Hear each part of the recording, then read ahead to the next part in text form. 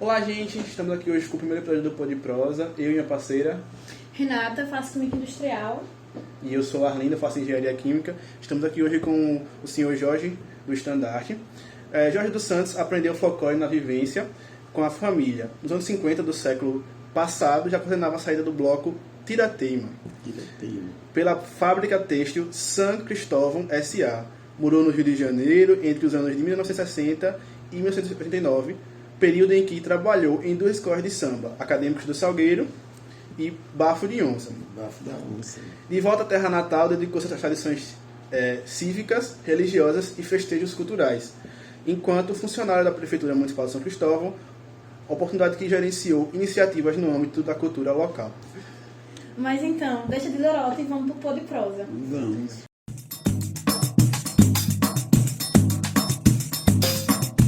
E aí a minha primeira pergunta pra você, acho que vai ser fichinha, que é qual é a primeira memória que você tem do nosso festival, que é o FASC? Isto, eu tenho a primeira memória quando eu voltei do Rio, que quando eu fui não tinha. Né? Quando eu voltei em Lauro Rocha, em 1990, fui convidado no dia que eu cheguei do Rio. Ele era prefeito a segunda vez e fui trabalhar com aquelas pessoas maravilhosas que tinha. Tive a oportunidade de trabalhar com a Glória Fontes, que a família dela convivia em São Cristóvão, e outras pessoas mais que eu conheci, e fui me fortalecendo. Porque você trabalha num lugar forte de cultura, assim como o Rio de Janeiro. Quando você chega numa cidade pacata, o estilo é diferente, e você tem que se comunicar com as pessoas, e as pessoas se acostumando à mudança. Sim. Né? As maneiras como você procede. Pessoas têm assim, facilidade de falar qualquer coisa errada e a gente não pode chamar atenção no momento, mas depois tem uma conversa. Você acha que esse foi o seu maior desafio? Quando você voltou e organizou o FASC? Foi o quê? Se foi o maior desafio? Não, eu amei. Porque eu já tinha esse movimento lá no Rio. Quando eu recebi o convite, oh meu Deus do céu, foi uma glória. Foi ter seu trabalho reconhecido, né? Sim. E eles tiveram assim aquela confiança de me entregar o prédio para a exposição, onde eu estudei, na praça, e eu fui dando as salas a cada, como é que diz, apresentações que eles faziam diferente. E a Glória, que ainda trabalha lá, era coordenadora do trabalho dela, a minha era na entrada do prédio. Para entrar tinha que falar comigo. Então eu não tinha esse movimento com pessoas que não eram desinteressadas.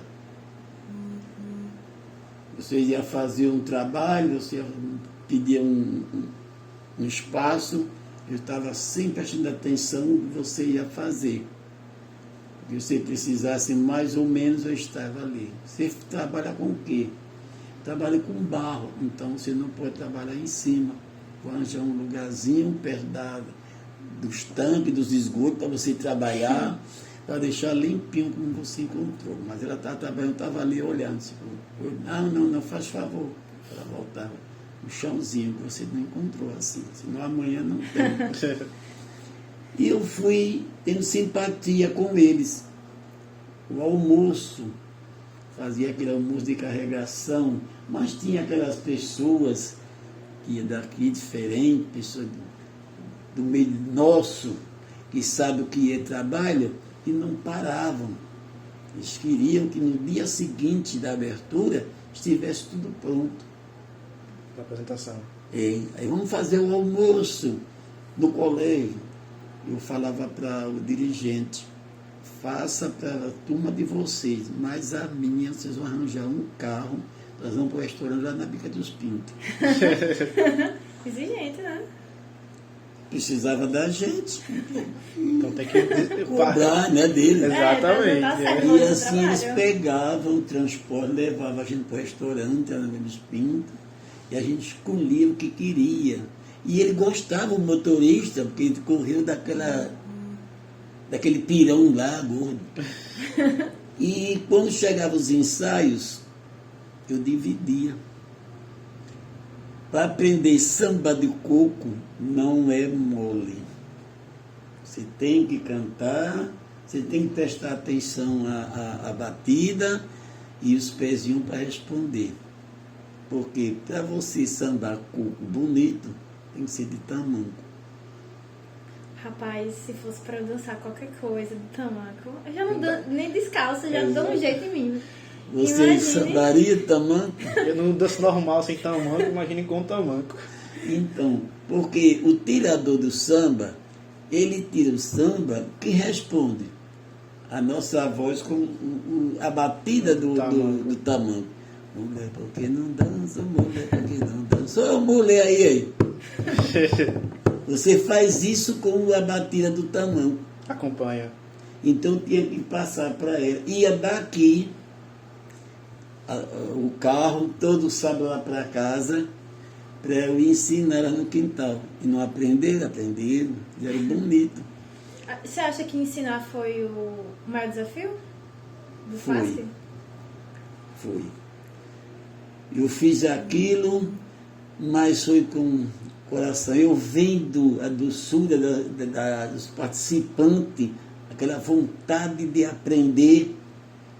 A professora que caiu no meio também, eu olhava aquilo lá. Então vamos fazer como é que diz? A nossa parte de igual para igual. Não é porque vocês são aluno e o outro é o mestre e vai ter o destaque. Não, vamos juntar, uns aprendendo com os outros. Todos com o mesmo destaque. O mesmo... Sim. Na hora da roupa, da fantasia, eu desenhava, não é? E a costureira me chamava toda hora, porque eu dizia a ela, não faça 1 centímetro diferente do que está essa amostra. Então você também desenhava. Até hoje. Olha. Então, o corpo, para vestir a fantasia. Quando ia uma pessoa cintura de pilão, a gente se separava. Quando ia de burrão, ia fazer outro tipo, né? Outro modelo, para poder ficar bonito. Festival de arte, eu sempre falava isso. Festival de arte não tem gente feia, só tem gente bonita. Exatamente. E quem é que faz a gente ficar bonito? É a veste. É. Vestimenta. Não é? E quando eu cheguei no Rio, primeiro ano que eu fui desfilar, que eu me arrumei, o diretor perguntou, quem vestiu o senhor? Eu disse, eu vestia os outros. Ele disse, olha como é que é a roupa dele. Então eu mesmo fazia as minhas roupas. Cá dentro do Salgueiro, minha cachaça. O bafo da onça. Você sabe que o primeiro ano que eu vi o bafo da onça, quase fiquei louco na Avenida Rio Branco. Nunca tinha visto. Quando eu estou assim na calçada, havia aquele mundo entrando na Avenida Rio Branco. Aquela batucada, com mais de 2.000 pessoas. Fiquei esperando passar perto. Quando eu cheguei, era o bafo da onça. Aí encontrei meu sobrinho, ele já estava com a camisa, tirou e me entregou. Tirei a que eu estava vestindo, joguei no lixo, botei no chão e vesti do bafo da onça. E fiquei no bafo até o dia que eu vim embora. 20 anos no bafo da onça. A história. Só que a música primeira, ele nunca mudava, porque era aquela música que chamava o povo a atenção. A marca da... Era a música, nessa onda que eu vou, olha a onda, iaiá, olha o bafo da onça, que acabou de chegar. Olha a rapaziada, oba, oba dava no pé, oba, as cabrochas dançando, oba, e também tem mulher, quando a coisa é boa, olha olha a empolgação, aí o povo fazia. É no bafo da onça que eu trago gravado no meu coração.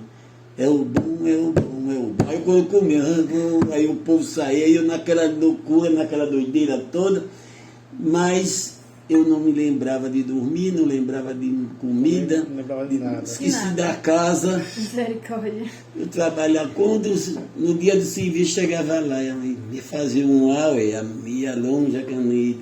Aí eu dizia assim, o senhor pode ir para casa. Quando terminar o carnaval, o senhor faz. Então essas coisas vêm me fortalecendo. O padre, eu fazia parte, não ainda faço, o padre do coral, ele ficava escondidinho na janela da torre para me ver no carnaval. O garoto de meus 14 anos. Quando era na hora da missa, eu vestia a roupa e tal, ele chegava no meu ouvido e disse, já se confessou-se? Eu disse, não, eu não pequei. Eu disse, me vi você no carnaval. Estava quase pelado no carnaval. Eu digo, o pecador foi o senhor, que viu pelado. Ele disse, não estava todo, estava só um pouquinho. E assim, a dona Marinete era professora, era filha de Maria, era franciscana, aquela coisa toda. Quando ela chegava calada, o padre dizia para mim, seu Jorge, pronto, ela é mal-humorada, sabe a idade, ela não casou, é moça, tem 80 anos, não pode perturbar ela. Eu digo, ela não está barriga. Aí eu chegava perto, eu digo, dona Marinete, ela assim, o que você quer? Eu digo, olha, toca aí o órgão para eu cantar. Ela disse, não pode. Ele não pode, João Prado, que é o regente, não pode saber que eu sei tocar, não. Então, a minha vida foi esta, dentro da cultura, e estou até hoje para o que deve vir. Para mim, foi um orgulho muito grande. Hoje, esta hora, estar aqui, nesse momento, com vocês. Qual foi a sua memória, assim, mais marcante do FASC? Que você, tipo, tava lá na hora e você pensou, esse é o momento que eu vou lembrar pro resto da minha vida. Se tivesse que escolher uma só, assim, É uma de só. todas as histórias, qual a mais que mais A melhor de todos foi participar dele. Porque tudo que ele faz, eu gosto. Quando recebi o convite de Aglaia Fontes para participar aqui das coisas, foi um presente que ela me deu. Me encontrando, que eu tenho sobrinhos aqui também, Luiz Hamilton e outros. Mas ela foi a chefe, essa que faz a propaganda dos colchões, a coroa, e outras que já se foram. Antigamente, não, aqui também agora está. As pessoas se dedicavam muito a esse problema de arte, não é? E isso chama muita atenção da gente. Vocês não gostam de arte? Sim. Eu gosto muito. Todo mundo, né? Porque é uma coisa que a gente carrega na nossa imaginação. Você trabalha com arte, sempre você tem a primeira vez. Isso agrada a gente. Nós estamos aqui conversando, quando um sai daqui, o outro sai daqui, já vai com a ideia para ir adiante. Será assim, mas estava ali com quantas pessoas? Estavam 5 pessoas. Não acontece nada. O que vocês vão fazer com 5 pessoas? Né? Depende do que vamos fazer. Você sabe que uma palestra ensina muito a gente a subir aquela escadinha que a gente precisa. Sim. Aí você vai escutar uma palestra e você não está entendendo no início. Mas quando chega do meio para o fim da conversa, você já está pronto, já está atualizado em tudo. E isso é que é bom, a comunicação. Exatamente. É incrível. Então, sua melhor memória é ter participado dele, né? Ter entrado e ter sido convidado a participar do FASC. Foi o que mais te marcou. Foi porque tudo que você faz na cultura é um degrau que a gente vai subindo de um a um, até e nunca chega no céu. Porque sempre que você é um professor, está sempre aprendendo.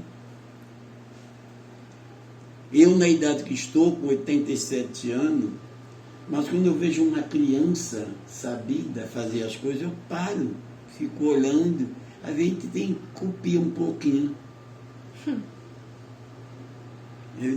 A gente não pode cruzar os braços.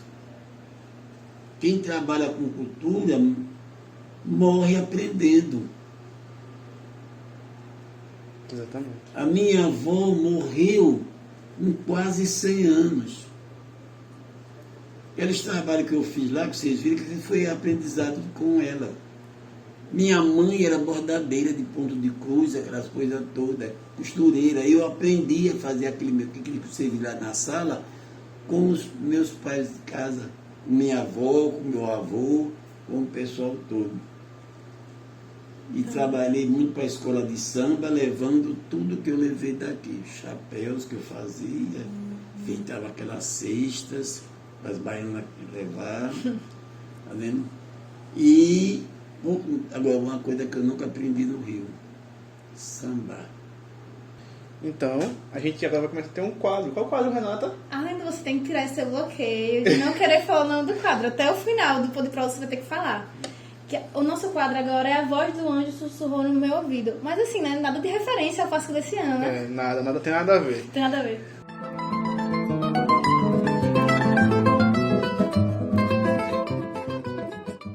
Bom, a gente queria saber do senhor uma curiosidade. O senhor já trabalhou com alguma pessoa muito famosa nesses seus anos de vivência no Rio e aqui em São Cristóvão, no FASC? No FASC, muito famoso assim, eu trabalhei no Rio. No Rio com quem? Trabalhei com Emilinha Borba, era no Carnavais, eu acompanhava ela para os shows. A minha vizinha, Dalva de Oliveira, da janela do meu prédio, ela morava em frente a mim, no alto, e eu morava no prédio. Eu ficava ali aprendendo, ela ensaiando lá, quanto riso, quanta alegria, eu dançando cá na janela. Às vezes eu ia lá, mas como ela já me conhecia da Nacional, que eu ia todos, choveu, eu não ia para a praia, ia para a Nacional. Aí você estava logo na frente. Aí ela já me conhecia. Ela dizia assim, você mora onde? Ali, estava escutando sua voz. Aí tinha Emilinha Borba, que eu era, para mim, a maior fundiona dos carnavais. Jackson do Pandeiro. Rapaz, só gente realmente era gente fina, Isabel Valença. A gente perguntando Ele e falando ele conhecendo vários, todos. entendeu? Então eu ficava ali ao lado do Teatro Municipal, era o palco da Nacional. Eu ia cedo, ficava ali agarrado na beirada do palco ali, para não perder o lugar. Jate do Pandeiro com a mulher, com Mira, onde você vai eu vou atrás, seu rebolado, é bom demais. Então tudo ali eu estava no meio também, aquela coisa toda. Então não perdia nada. E não tinha fome, não tinha sede, não dormia. Só aproveitava. Só aproveitando. Então a minha ida para o Rio, quando eu voltei, também não perdi a esportiva. Comecei a criar tudo lá em São Cristóvão, pegando o pessoal que trabalhava comigo, da cultura, o pessoal que não tinha mais o que fazer, que a fábrica tinha fechado, colocava tudo lá em casa. E criei o grupo de São João, tinha risado, ensinar risado, que eu gosto muito de risado. Né? A pisada, ensinar elas a fazer aquela pisada do risado, que é música. Né? Aquele pulinho que elas dão. Né? Quando eu vim de Mata Verdes, eu fui à rua passear. Dei um beijo na beleza e o teu não sei a que vou dar. Dei um beijo na beleza e o teu não sei a que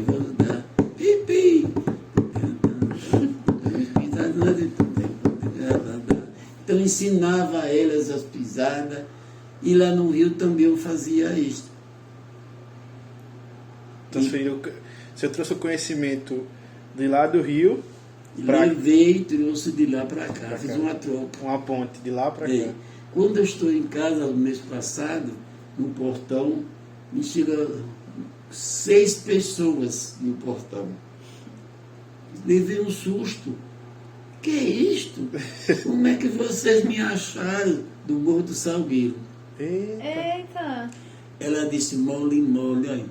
Cheguei no ônibus de São Cristóvão. Primeiro eu perguntei lá na loja americana, vocês conhecem uma pessoa que morou no Rio, que gosta de carnaval? Você disse, seu Jorge? Sim, eu sei onde ele mora vizinho assim, cheguei na Praça São Francisco, aí o ônibus ali.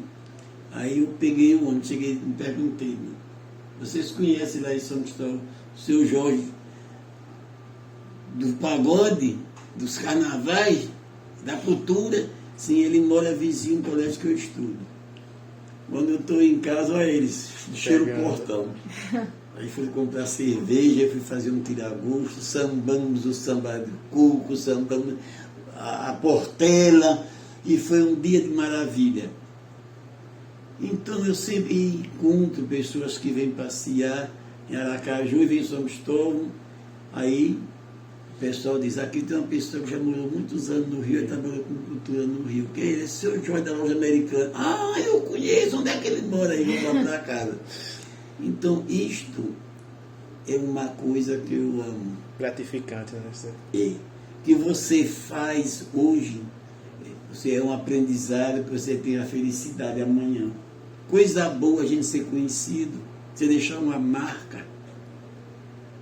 Hoje você não é nada, amanhã você é tudo. Mas sempre eu falei, o meu menino, não quer nem saber, não canta, não samba, não dança. Não. Aí eu digo uma coisa a você, eu aprendi isso com meu pai, era músico, minha mãe era boa de samba, de cuca, era de tudo, e teve 14 filhos, viu tudo, viu? E você vê, a gente fazia uma festa com meu pai, minha mãe e os filhos, tudo dentro de casa. Eu primeiro morei em Petrópolis, mas só passei um ano, bem em frente do Caiusti, morro lá na Rua Teresa. Mas quando eu procurei a vida que eu queria, não tinha petróleo, só tinha frio. O pessoal que no carnaval, que não gostava de carnaval, ia para Petrópolis. Aí eu desci, quando eu subi, já fui com a ordem para trabalhar no inglês. Já fui desci de mudança. E no Rio, juntamos a família, morei no campo de São Cristóvão, no centro ali, e morei também em Bento Ribeiro. Mas a minha vida continuou, começou assim, para Madureira, era para o Meia, era atrás dos carnavais, era atrás de tudo. E isso foi um remédio que me deram. Eu vivia muito luxo, porque não tinha essas alegrias que tinha em São Cristóvão, e lá não tem as portas abertas, né? Eu não posso ver a pessoa triste, não. Então, as coisas da gente, a gente cria. Você hoje está conversando comigo, estou conversando com vocês, mas a tensão é grande. A gente fica tirando um pouquinho do saber do outro. Aprendendo com o outro. Você vê, quando eu via 2 pessoas cantando assim, que eu achava bonito aquilo, chegava para escutar aquilo ali, aí a gente falou, o que foi que eu... Só estou aqui para ouvir. Está escutando. Então é muito bom participar das coisas, teatro, eu gostava muito, ia para o João Caetano, ia lá para Marechal Hermes, adorava ver as conversas de Desi Gonçalves. Mulher engraçada, como eu ria. Grande Desi Gonçalves. Desi Gonçalves. Levei minha mãe uma noite lá para o Teatro de Marechal Hermes. Minha mãe se deitava, não dormiu a noite toda rindo. do que ela escutou desse Gonçalves. Aí eu fazia uns tapetes de veludo e ela queria 2. Quando eu fui levar, eu contei a ela. Eu levei minha mãe para ver ela fazendo ela disse, eu sou uma mulher que não gosta de tristeza. Que data é sua mãe? Minha mãe está com 75 anos. Vou dar um cartão especial quando eu estiver para aquele lado você levar sua mãe. E deu. Ela foi lá para o mel, eu levei minha mãe. Eu falei, filha, mãe, vamos lá para descer e conhecer. Ela olhou para minha mãe assim e disse, quantos filhos a senhora teve? Aí minha mãe falou, não, eu tive só 14 filhos. Ela, 14? Disse, que mulher guerreira, quer ser minha companheira? Eu disse, não, muito obrigado. Quer dizer que a gente mora num lugar grande, como o Rio de Janeiro, eu não sei contar de tragédia. Só felicidade. Só felicidade. Quando eu via coisa que estava passando que não era bom, não ia olhar, não. Se tivesse uma coisa boa para eu rir, cantando na praia para Paquetá, olha que maravilha. Por isso que vive feliz até hoje, né? Hein? Por isso que vive feliz até hoje. Não, eu nunca tive tristeza, não. Só fico triste quando o dinheiro acaba. Mas aí é todo mundo. Mas a coisa melhor do mundo é isto. Você vê um pagode e você não pode entrar, mas está assistindo. Você vê uma conversa boa assim de pessoa que é da intimidade, eu puxo o banquinho, me sento lá também, vou meter minha colher. Participar. É a minha idade, eu nunca tive tristeza. E se morre uma pessoa nossa querida, eu também vou morrer. A gente sente a falta da pessoa, mas o mundo não acabou. Nós estamos aqui. Tem que seguir em frente, né? Eu fui para um velório que a mulher ficou dizendo opção de coisa lá, saudade do falecido. Aí ela olhou para mim, está vendo o senhor? Eu digo, olha, minha mãe morreu, meu pai morreu. Os dois estão lá no céu. Está esperando que eu chegue lá também.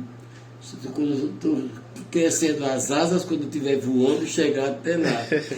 A senhora faça a mesma coisa. Ela disse, eu não quero morrer tão cedo, então encolher as asas. Ela disse, eu sou uma galinha. Então aí ela começou a rir. Acabou a tristeza. Aí comecei a contar uma porção de história a ela, que eu queria muita galinha, e tinha um capão lá no meio. Ela disse, um capão, digo ela. Quando as galinhas cantavam, o galo subia na galinha, o capão não. Ela, vixe, que história mal contada. E o pobre coitado não tem o que dizer. Senhora, vamos lá para fora das crianças que eu vou lhe contar, porque ele nem podia dar na galinha. E ela riu tanto e não quis. Disse, não, eu já bolei. Já tá bom. Quer dizer que a gente vivemos neste mundo assim. É incrível você ver. Você é realmente um livro de histórias e histórias felizes.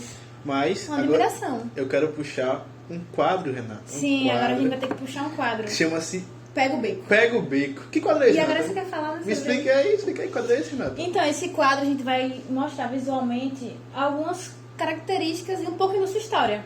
Sim. Eu tava gravando, que a gente foi na sua casa, a gente deu uma gravada. A gente vai agora mostrar um pouco para as pessoas sobre você. Isto. Que é importante, que é uma pessoa incrível.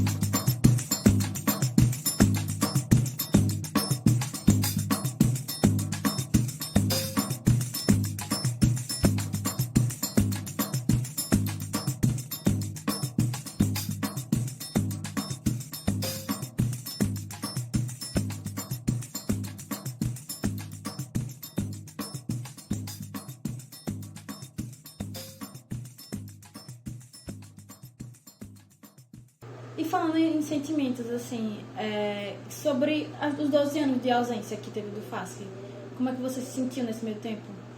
Olha, eu passei por tanta coisa gostosa depois, tanta coisa boa, que fui me esquecendo. Não me chamava para fazer uma coisa, me chamava para fazer outra. Por onde eu passei, eu gostei de todos os lugares. Não tem um setor que eu trabalhasse que eu dissesse assim, eu não gostei de trabalhar em tal lugar.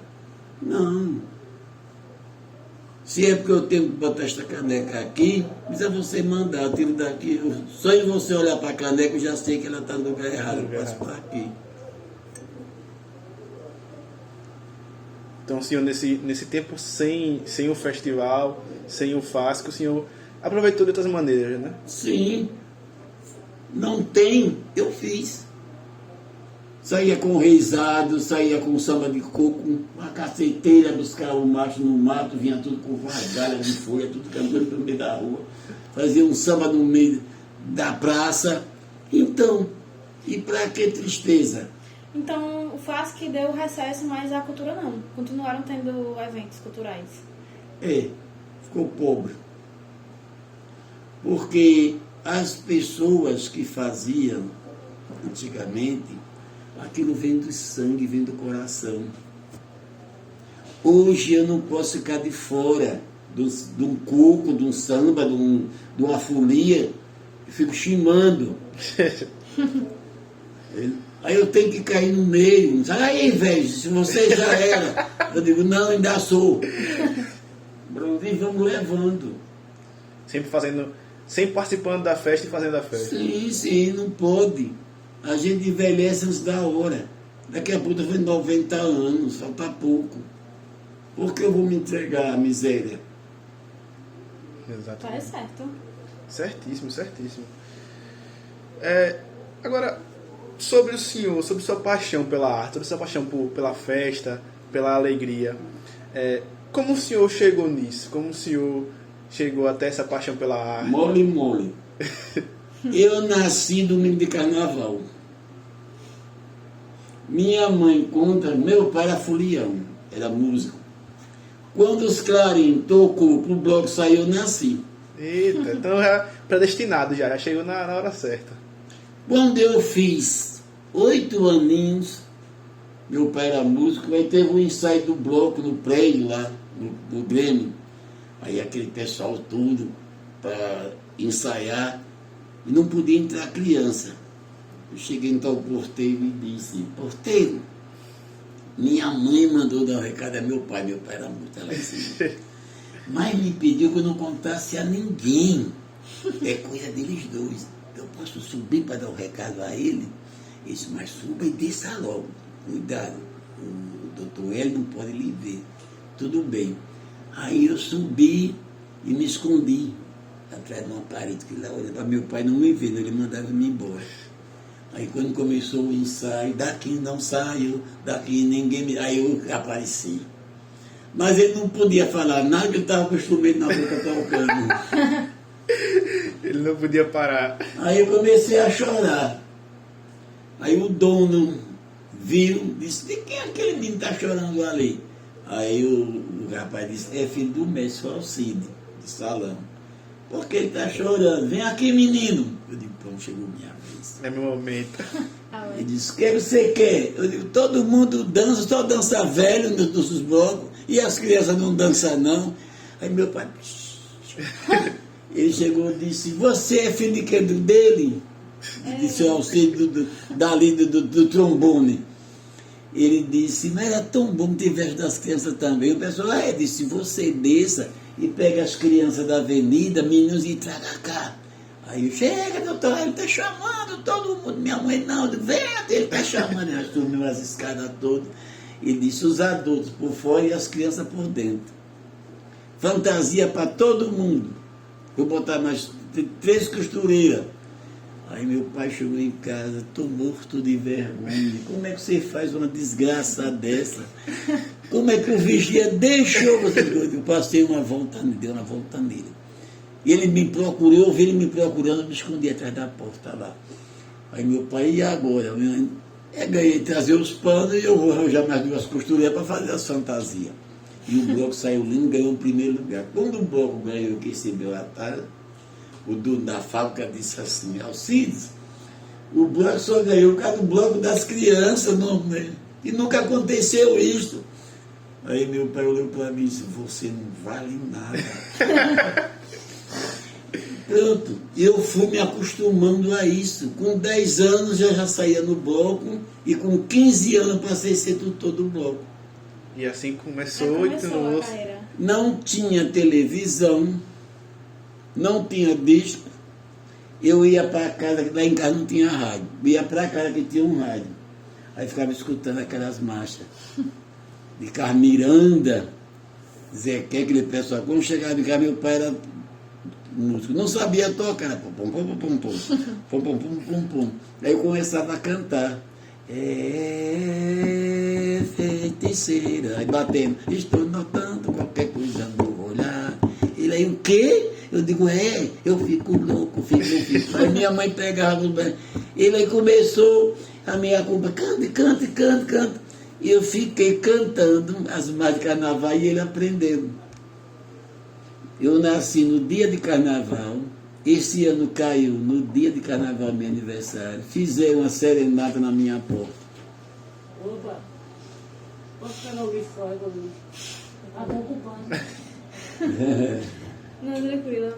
E aí, com isso, a gente encerra por aqui. Encerra, mas eu gostei muito da nossa palestra, tá vendo? Porque a gente conversar o que a gente sabe, o que a gente faz e o que os outros gostam é uma maravilha. Exatamente. Mostrar, né? Mostrar a história, mostrar essa felicidade que o Senhor traz para o Senhor, para as pessoas que estão perto do Senhor, é incrível, incrível. E quando vou para o catecismo, que eu vejo aquele monte de criança lá, tudo, já chegou. Aí a catequista disse: eu posso me sentar também junto com as crianças, sendo que agora chegou minha vez. Chegou a contar uma história. Aí tinha um menino que ele ia lá toda hora no banheiro, e eu de olho nele. Então ele ia no banheiro, quando ele vinha assim. Aí eu não falei nada. Ele foi por essa porta, eu fui pela outra. Ele aí olhou para um cara, não viu ninguém, entrou na cozinha. Foi carregar a coisa da cozinha lá do convento. Aí eu tirei o calçado, eu tinha de pé. Quando ele meteu a mão na bandeja, pá! Caiu o bolo lá. Ele, ai! Aí eu vim com ele. Pegou. E mostrei, ele não vai fazer xixi, não, ele vai roubar a comida na cozinha. Aí a senadora, bota ele naquele castigo na frente. Ele não vai mais. Quer dizer que a gente, no mundo, vai se acostumando com as coisas. Exatamente. A coisa melhor do mundo é ensinar. Você chega numa sala de aula, que coisa gostosa. Você vê naquela sala minha, eu tiro as cadeiras, os meninos daquele colégio vão tudo para lá, sentam no chão para eu contar essas histórias, eles morrem de rir, e o dono do colégio fica morrendo de rir também. Seu Jorge, como o senhor aprendeu? Eu digo, não, a gente inventa. E assim você ficou da história. Então, a gente vai encerrando mesmo. Pois é, eu gostei muito do convite. A gente que agradece, o senhor ter aceitado. Eu convido vocês para vocês acompanharem na TVU, vão sair episódios falando sobre o FACS, temáticas, pessoas que fizeram parte dessa história. E também peço que sigam a gente no Instagram, que é quando a gente vai manter atualizado sobre as postagens e até algumas curiosidades, viu? Fiquem de olho. E compartilhem. E, como o senhor Jorge falou, isso. Felicidade. A tristeza custa caro. Barato é a alegria, que é de graça. Exatamente. Muito obrigado, senhor Jorge. Muito obrigado.